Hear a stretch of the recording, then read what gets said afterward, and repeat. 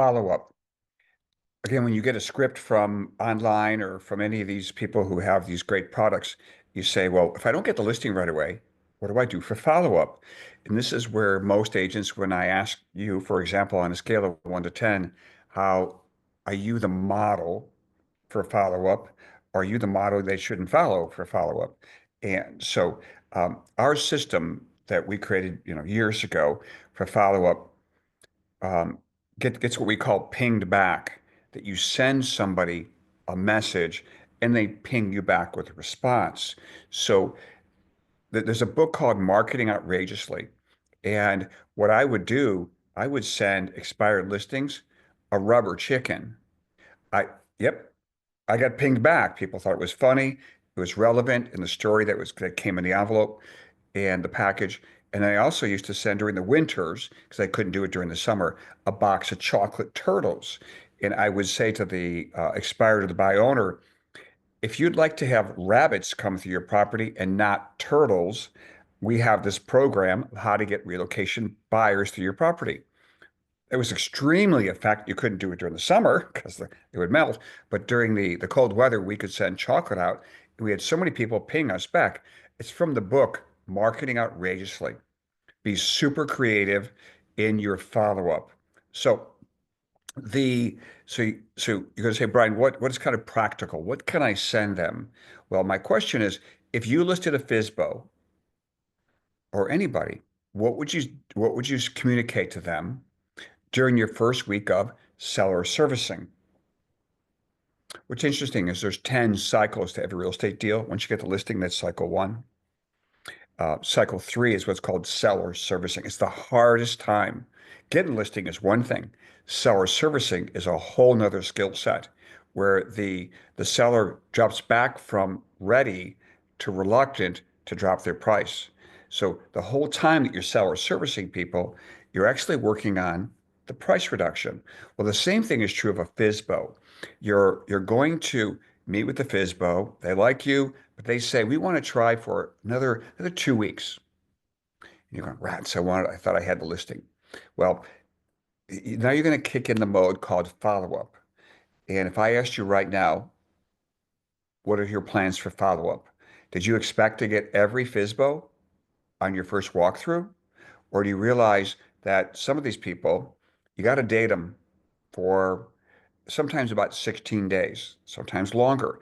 The typical FSBO takes about 16 days that we've tracked over the years.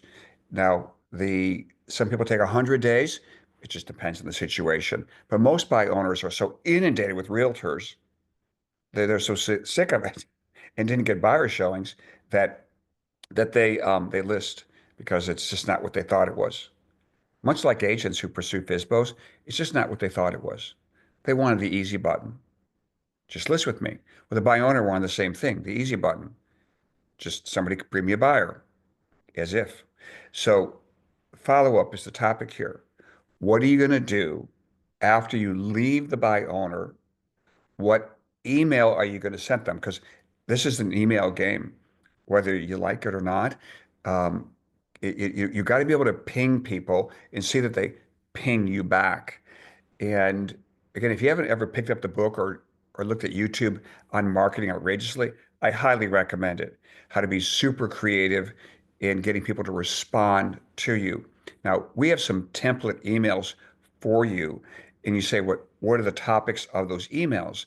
Well, if you don't get the listing right away, let's move right into seller servicing mode as if you had them.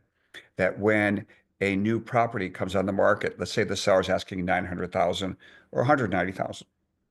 If there's a new property that comes up for sale, let's say within half mile or mile, about the same price, is that relevant to the seller? You bet it is. So should you say something to the seller? You bet you should. Why? Because it's informing them that you're knowledgeable about the area. It allows you also in your email to be able to restate your offer. How often, what methodology? You look at most of these scripts, these people that sell these systems. I mean, ours is end-to-end system. And if you say, well, if I don't get the listing right away, how do I restate my value? Well, You ideally you do that with your emails. You have a series of emails that every 3 days or so you're sending out to the buy owner of something relevant to them while you're restating your value and repitching your broker's fee, what your terms are. So the about every 3 days, you get something sent out that would be there's a new active, a new pending, a new expired. By the way, if it's a new expired with your competitor, I would recommend that you send to the FSBO or expired or anybody.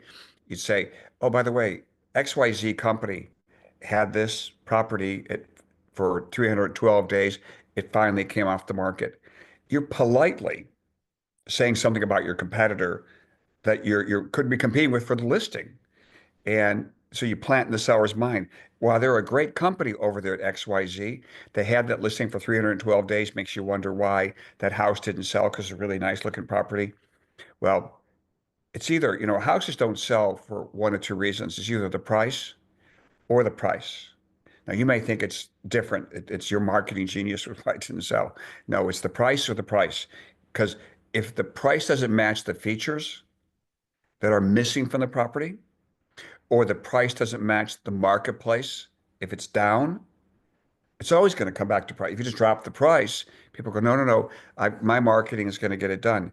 You can't take an expired listing, even a buy owner listing that didn't sell for a year, and keep it the same price and hope what's going to sell. No, the buyer's going to vote. The buyer's going to vote. It's a really important thing for the sellers to understand. The buyers are voting if they're not coming to the property. So this is about follow-up. Ideally, you've got about 7 touches that you can do with the buy owner where, it's a some kind of report. You've already seen the video called the velocity report. The velocity report is really just a CMA, how many active, how many pending in the area. And when you show them there's 10 actives and 7 pendings around you when you're at their house, but now there's 12 actives, only 2 pendings. Is that relevant? It's always about, is it relevant information that you are giving to people? This is a game of attrition. All the other realtors pretty much bailed and they're chasing the new ones, while you are staying in touch with people, but meaningfully, which is why you have to have a Google Sheet to track what did I send them? What do I want to send them next? And again, if you got like 20, 25 people in your portfolio you're chasing, this is where you get a listing a week because some people are ready to go right now, and some people are going to take 27 days. And don't give up. My mentor back in the 80s, Tommy Hopkins, really unreal what his career was like. And he was my personal mentor. And when Tommy said, stick with the FSBO till the list or die, you know, and now I don't know about how long you should, as long as your rapport is there, they're staying in communication with you. And I had a doctor in St. Louis. He was about at 1.2 million listing, and it took me about 4 months of staying in touch with him. Constantly gave him reports, and he had a cousin that was a realtor.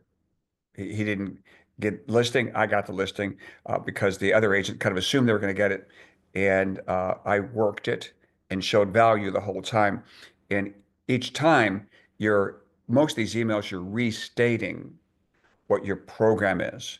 And now I've actually said to some buy owners, here's what my broker's fee is, but I'm trying to get something listed here in February. And I would say, I'm going to lower the broker's fee for right now. Now, some people are going to say to you, don't ever do that. Don't ever lower your brokerage fee. And check with your broker. Don't take my advice on this. But if they're going to make your house payment for you, great. Or if they'll go in and close it for you, great.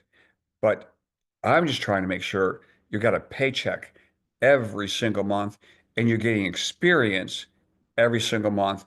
You're refining what you do and you keep improving so your business grows. You're not one of those agents who disappears and said, it just wasn't for me. So your follow-up system on your Google Sheet, create columns there. If I don't get the listing, what am I going to what am I going to send them? What am I going to call them? When am I going to call them? What am I going to say? And it's almost always the follow-up is about data. It's all about what's going on in their marketplace. The So stay in touch with them. Encourage people. This is going to sound strange. I encourage buy owners, stay the course. Stay the course. You can do this. I know you can do it. That kind of approach, a lot of times they're going to throw the towel in. You know what, Brian, this wasn't really for us. We're just going to list it. Come on over or email me the documents.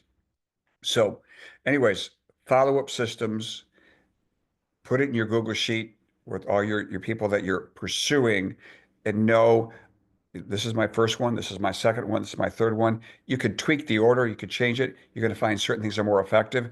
But the goal is, are you getting pinged back? That's one of the most important thing. If you send it, are they replying? All right, thank you.